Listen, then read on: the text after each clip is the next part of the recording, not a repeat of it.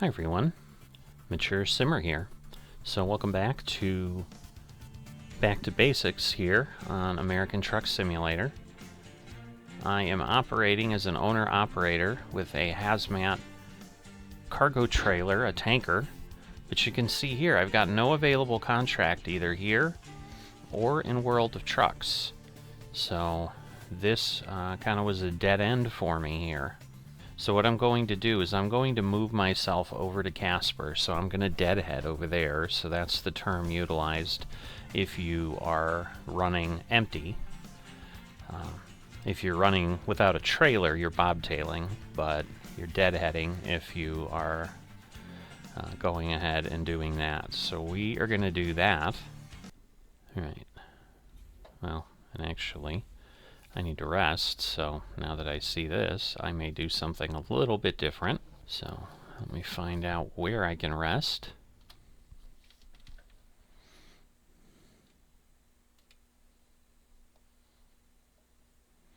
Alright, so it looks like south of me here is going to be my best option. Plus I can get fuel, so it'll serve all the needs that I have.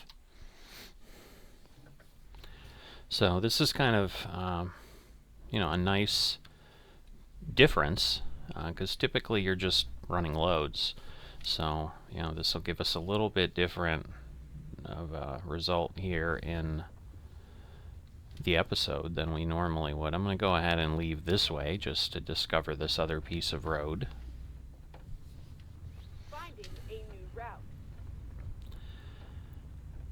And that will get me there, but yeah, in the end, kind of how I go, whether I'm empty, whether I'm full, for the enjoyment of what we're doing, doesn't really matter. I'm still getting to drive, and getting to go and so forth.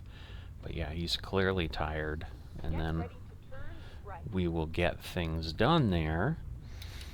But rather than just skip to somewhere where I have a load and do that, I'm like, you know what, I'll just drive you along.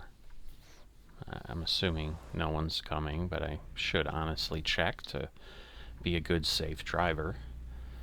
So, I'm thinking, in theory, it looks like it's over by that Walmart. I see, it's past it. So it's a little bit south, and then again, maybe... Oh, good. That's even better. Alright. Alright, so what I can do is I can do emergency refueling, and it's going to take some time.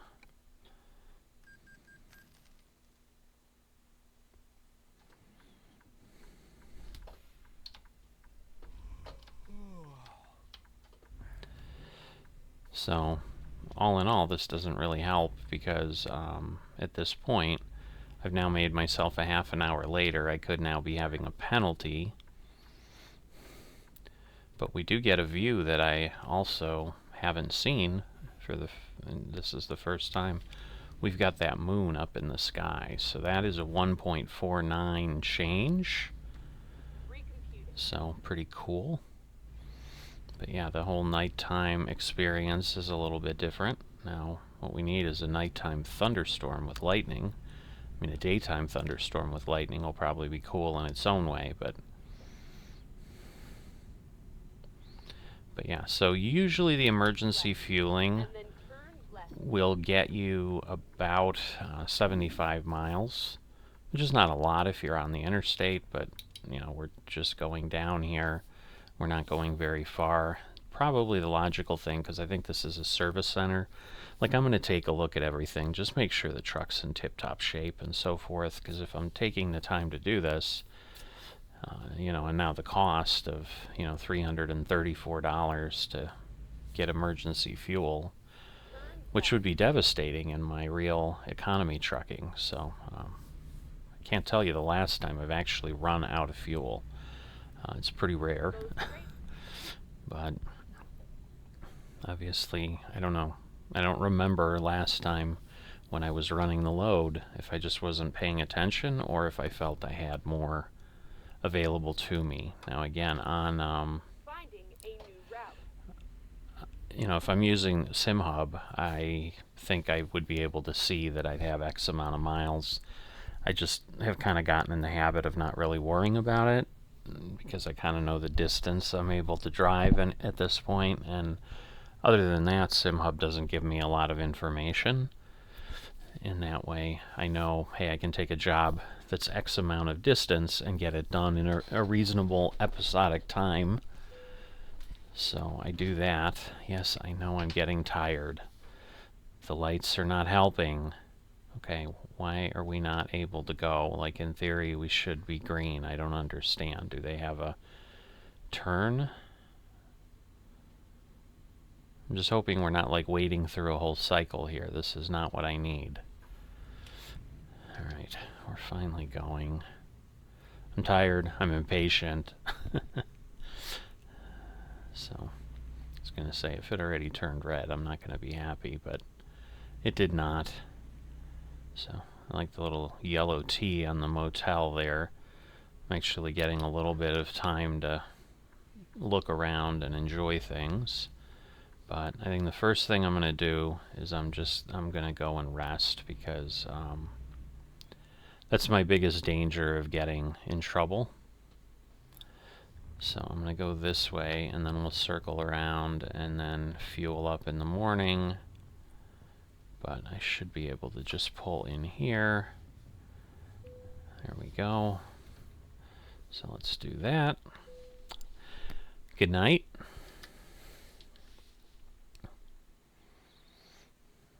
Alright, bright-eyed and bushy-tailed. Here I am, and now I'm going to go get myself that. We've got the Angry Whopper. Wow. I remember those red Whoppers where they like had the red bun and they did it with some sort of like hot sauce or something. I don't know if they brought them back. I can't tell you the last time I ate at Burger King. I'm the only one in my family that enjoys it, so it's been years, honestly. Alright, but we're going to get a good amount of fuel here. It's going to be a lot of money, but good news is here we've got it. So $766 of fuel. And now we're going to go over and take a peek at the service, and then we'll head out. But like I said, it'd be foolish to not take advantage of the fact that I have that capability here. What am I missing? Where? Oh, he's way over there, I guess. Like, where is the service center? But now I see it. I'm not sure that I can easily get out the other way, so I may just back out, because that's pretty tight with the fence. So we'll just pull in here and then we'll back out. So we're going to do service. Oh yes, this was another 1.49 thing. So you could restore your vehicles, but you can see our condition's really good. But at some point, we're going to need to do that. So yeah, this is all kind of a new truck damage. So you can see we've got permanent wear, then we have part wear, and then average damage. So, you know, definitely a different type of thing. And so eventually you get enough permanent wear on a vehicle that you have to go ahead and do a total restoration. But at this point, if I repair everything and then repair that as well, you know, it looks like we're looking at $402. So I don't know if I hover over any of these. Let's see, what does this let me do? Oh, I see. It's just basically repair or not. Oh, I see. That's a refurbishment. Wow, look at that. $3,600. Ooh, I can only imagine what it's going to cost for a total restoration. If just the wheels on the trailer are $3,600. Goodness gracious. Alright, so we're going to confirm. But this is also, so I inadvertently kind of stumbled on this because I did forget about this new dynamic in the game. Just like anything, if you do a good job of maintaining your truck and you're not constantly just letting it go down and get to the point where, because you can get to the point where your truck starts to fail because it's not operating properly. So like you won't run out of fuel like we did, but you will the engine will shut off because you've got so much wear and tear and you haven't maintained it. And I wasn't sure which way it was going to have me go, but it looks like it's still recommending I go that way, so I will. So this may simply be a Deadhead episode, and that's it. That might be a good thing. I'll put that on the thumbnail, and maybe I'll get Grateful Dead fans watching, like, what's this? What's a Deadhead episode? And then they'll realize it's a trucking sim. But you never know. I might get a subscriber or two out of it. So, I don't do a whole lot of clickbait. Why not, right? But I certainly have not ever done an episode like this. And I frankly don't do this that often, but because of what I'm doing with the trailer, this is interesting to me because it's creating a different dynamic for me here, where I normally would just find a job in town. There would certainly be a job that I could just go hook up to a trailer and go haul it somewhere for someone. That's easy. This is obviously a little bit more challenging. So the decision point while we're driving, now that we've gotten all of our maintenance done and, taken care of ourselves and our truck, I've slept, I'm now refreshed, I've got my full hours of service. Now there's a McDonald's. Look at that. McDonald's billboard. We've got the Burger King truck. We're just getting inundated by advertisements this morning. It is only 9 a.m. They're trying to make sure when we eat lunch that we're going to stop at one of their facilities, I think. I saw that chicken thing just changed to KFC. I don't know if you caught that. If you didn't, you can watch that, reverse the video a little bit. It looks like we've got a billboard for a real truck company up there that some of the folks complained about, that they didn't like who they were partnering with and so forth. So all kinds of things going on. All right. So now I'll get myself set to cruise along here. So we've got a moving van in front of us, but now that I've taken care of everything, what I didn't share is kind of my decision point of how I ended up picking Casper. I could have certainly gone to Rawlins, because again, what I am trying to do is I am trying to get down to Kansas, where we have the new map, and try to do some work down there. Again, I could run into the same problem where I just don't have any contracts and I'm going to be forced to do something else. But I'm imagining somebody somewhere needs something that I can haul. So Rawlins would have been like more straight south and would have certainly gotten me there faster, but Casper is the capital of Wyoming. And so my hope is that logically, if I'm modeling Casper correctly, it's going to be a larger market for freight options, and so I stand to have a better opportunity to get what I need there. Now, I do think I've seen it once just fumbling around, but I might need to invest some time if I'm running my company this way. I think there is a way I can go to the map and basically search by city for load types.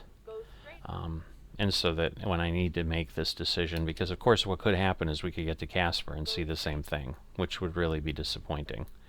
Well, I don't need to turn, I need to go straight. It's telling me that over and over, and I'm just doing what I'm doing. So I think it was 219 miles to get over there, so I at this point, because of what we had to do with the maintenance and so forth, I don't think it's going to make sense to go and do a whole load after that. So I think this will literally be the Deadhead episode, and I think I'm just going to keep it simple and just call it that. So when you see it, that's what you'll be getting. But that was my logic, but it could backfire on me. We'll certainly take a look at that before we head off to see if that makes sense. I'm trying to think, is this going to back me off? Yes, it is. So the adaptive cruise control, like I'm on cruise now, but it's staying behind this truck. So this is nice too. This is a feature they added a few versions ago, which is something I actually have in one of my personal vehicles, and I fell in love with it pretty quickly. I didn't initially, when I bought it, it was kind of there. I didn't pay for it. I mean, I did pay extra for it because it was included in other things that I wanted, like basically having a navigational screen in the car. So basically, as part of the package that did all that, it included what they called adaptive cruise control, ACC, which basically shoots a radar out the front of the vehicle and then can tell how close you are, and then will obviously follow accordingly, as opposed to you having to turn off the cruise control and manually drive, as we did way back in the 2010s, or the ancient times of the world. Again, I say that tongue-in-cheek, but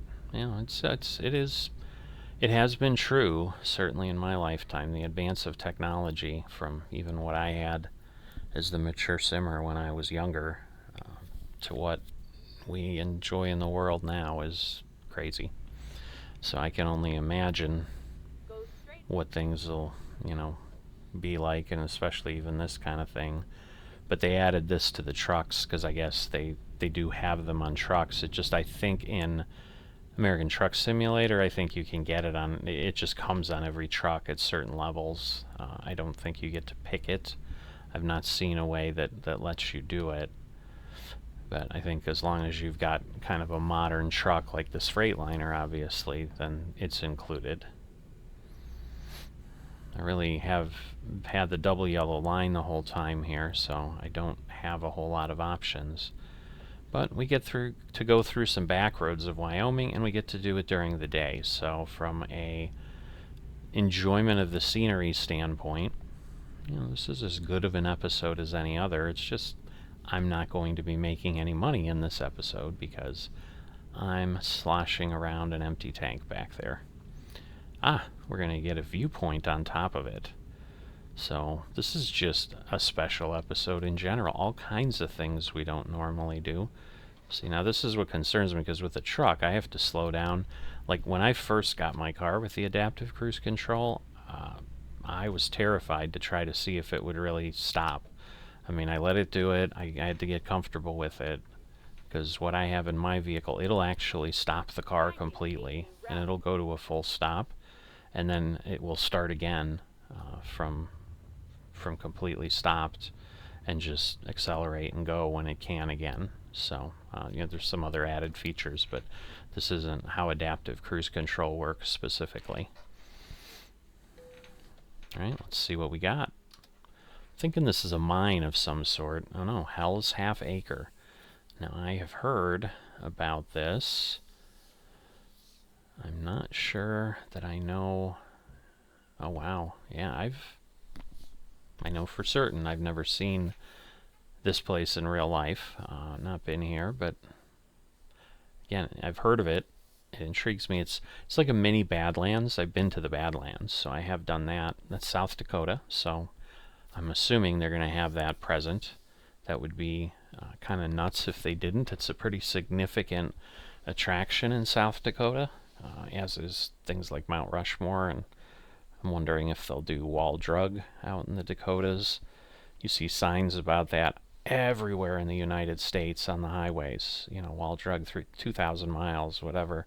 That's been their big advert, and it's just a big store. It's nothing more than that. It's nothing fancy. It's just brilliant advertising that they did back when the highway system was being put in the 50s and 60s, and they just obviously continue to pay for their billboards because that's what they're known for.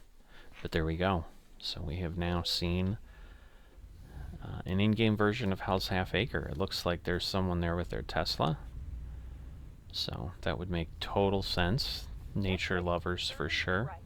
I don't have a Tesla. I'm a nature lover, but so it doesn't always go together, but a lot of times it does. Although I would be a little talking about being scared. I'm thinking there's not a lot of charging stations out here on roads like this. You'd have to be really aware of what you were doing to not have the situation I had in my truck. Nobody's going to show up with a supercharger and charge you up if you run out of power. So I would think you'd have to get towed or something in that case if your Tesla suddenly ran out of juice out here. Oh, there you go. I'm a level 12 workhorse because I keep getting 80 XP. So the unique things just keep piling up in this episode. Normally I don't level up just by driving. Normally I level up by delivering. So we're going to have an upgrade point we're going to be able to deal with at the end. So this is actually turning into a pretty solid episode. I was worried it's like, oh, we're just driving. People might be like, but you're not delivering anything. Casper, 6 miles. So around those 2 turns, oh, that poor trucker, he's getting pulled over for something. Better him than me, right? So this is what I'm talking about. I think I may leave it, but in my car, when I was coming up on things, it's like, okay, so it's slowing down. I can tell he's there, and it seemed to work. Now let's see, is it smart enough to know I'm in the other lane? It is. Very nice. So they've done a good job. Alright, so we've got a Peterbilt dealership here. Like, we are just racking up the things that are helpful. Whoa! I don't know what happened there. I don't know why it turned that much. Alright, well, we're going to go to the Peterbilt dealership, and I'm going to pull off the road there just to be a nice, safe driver. That's my warning system, because I've turned on my signal. I think that's a police officer giving way back there, because they see that I have my signal on. But rather than just hit the button in the middle of the road and cause traffic, I'm going to be a nice steward, and I'm going to pull over and get off the road here. But I don't think I have a Peterbilt dealership yet, so the trick is with a tanker it's going to be a bit much here. But let's now see what job we have, but this is probably where we're going to end it. So I'm going to turn the truck off. Alright, so first let's go to the skill points. We have all our hazmat unlocked at this point. Do I want to... See, this might make sense now because I'm driving with a trailer, but it'll save me some fuel. That'll save me some money over time. I don't necessarily need longer distance right now, although I think... No, I've got the just-in-time delivery. That's the one. So yeah, I'm going to put it in fuel economy. Not too sexy or anything, but we're running a company. We're trying to actually be profitable and make some money here. Alright, moment of truth. Alright, so we do have some things. Alright, and if I do the world of trucks... Alright, so that takes me in the right direction. It may not be here next time I'm able to play, but at this point, taking that... I think that's going to make the episode pretty long in the tooth, so I'm going to wait because at minimum, knowing that we have things in the freight market, I should be okay, and I have something I could take to Cheyenne if I really want to go there too. It's interesting that they're giving me this, but actually I guess they're just... Oh, you know what? I need to go to the cargo market. I'm sorry. That's why they're giving me that. Like, I know the list was shorter, so actually yes, we can go to Cheyenne. So there is a load even if I need it, and it will stay because the game time doesn't progress. But if you've never used World of Trucks, where it says that 11 hours, that's like 11 hours of real time. I'd have to deliver it by then, and you know, that's not going to happen. So... we'll see, but hopefully... I don't even know what mercuric chloride is. You know, this opens up a whole new world of me learning about my loads, and... you know, lye is usually used, I think, in soap and stuff, so maybe these are going to detergent or soap manufacturers. Maybe there's a Tide factory or something, and hydrochloric acid is... hydrochloric acid, I think it's got a lot of uses. But, you know, so we only have lye going to Cheyenne. We don't have mercuric chlorine or whatever it is. But we'll see what we have next time. So with that, hope you've enjoyed the trip. hope the difference in the episode was intriguing. Certainly drop me comments, let me know if you've been watching to this point and haven't done me the service of dropping a like. Please consider doing that. And if you are not a subscriber yet, please consider that. And I will see you on the road next time.